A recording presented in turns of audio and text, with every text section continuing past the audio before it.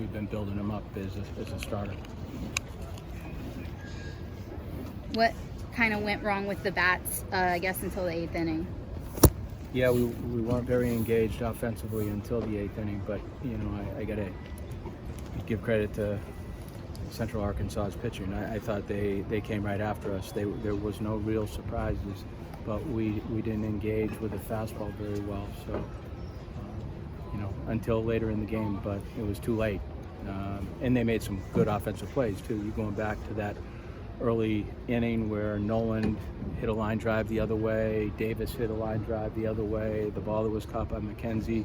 I mean, those were minimal opportunities, but the balls that we did hit hard, they defended. So you just got to give them credit.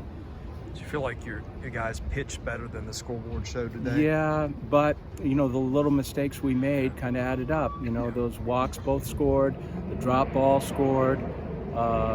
The ball that was bunted that should have been converted, I say should have been, but converted into an out, and then 2 stolen bases later, that scored. So if you look at a 1-run ball game, we created some mistakes too that ended up biting us.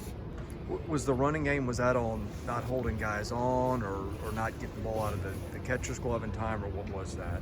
I think they got momentum leads and took off, and they probably did what we wanted to do, but we didn't, and they did. So, give them credit. Oh, how do you evaluate the catcher situation at this point? I don't. We just got to give kids a chance to play and continue to grow and get better. So we just play who we have as much as possible, who we think is ready to play, whether it's Jack or Espinal or any player on the team. It doesn't matter. How'd you feel about the way Grayson threw today? Pretty good.